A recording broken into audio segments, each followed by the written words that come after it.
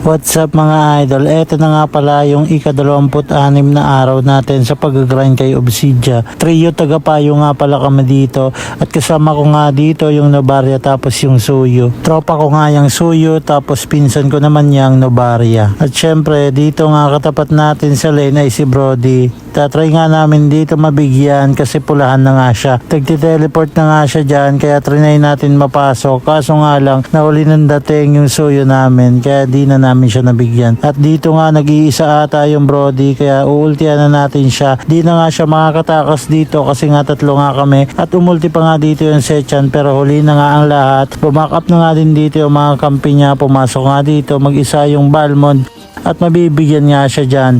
Dalawa nga yung nawala sa kanila at nakapag-flicker pa tayo. Di tayo nila nabigyan, nakatakas pa nga. At dito nga hinabol pa nga ng Suyo namin yung Rafaela. Tingnan nga natin kung mabibigyan pa nila. Uy, dito mama yung pana. Kaya mag-out na nga lang ata sila dyan. Dumating pa nga dito yung Brody. Nakalmot pa nga siya ng Franco at siya pa nga yung nabigyan.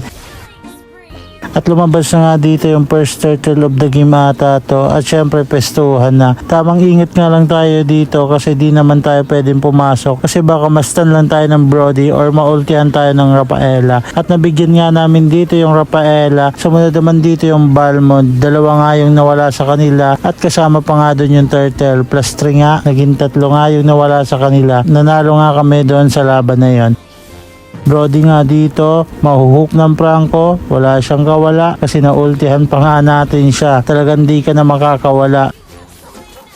At napush na nga namin dito yung Torres sa may itaas at inaabangan nga ng Franco dito yung Brody. Ganda nga ng ulti niya doon.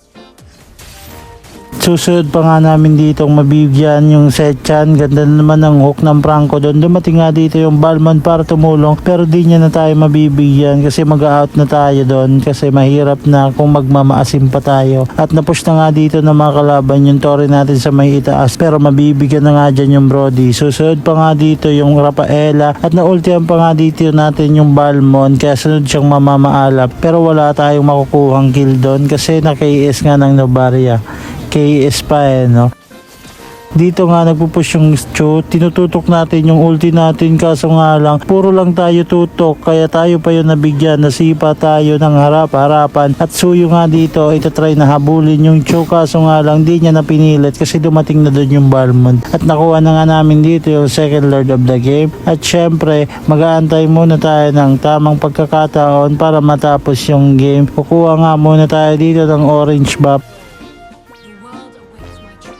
At wala pa naman ditong lumalabas yung Lord. At lumabas na nga dito yung Lord. Nakita nga natin dito yung Chu. Kaya babawi tayo sa kanya kung di kita na ultihan kanina. Sa pangalawa, hindi ka na makakatakas pa. At nabasag na nga namin dito yung Torre nila sa may gitna. Nangangati nga yung damage natin sa may Sechan. Kaya mabibigyan natin siya doon. At sumunod pa nga dito yung Balmond. At dahil nga doon, matatapos na namin yung game. Good game sa mga kampeta kalaban ko dito. Hanggang dito lang yung video natin mga idol. Salamat sa panonood. See you next video. Ako nga pala si Maying nagpapaalala sa inyo. Manalo matalo. Huwag kayong maging toxic sa kampi nyo. Ingat kayo palagi. God bless.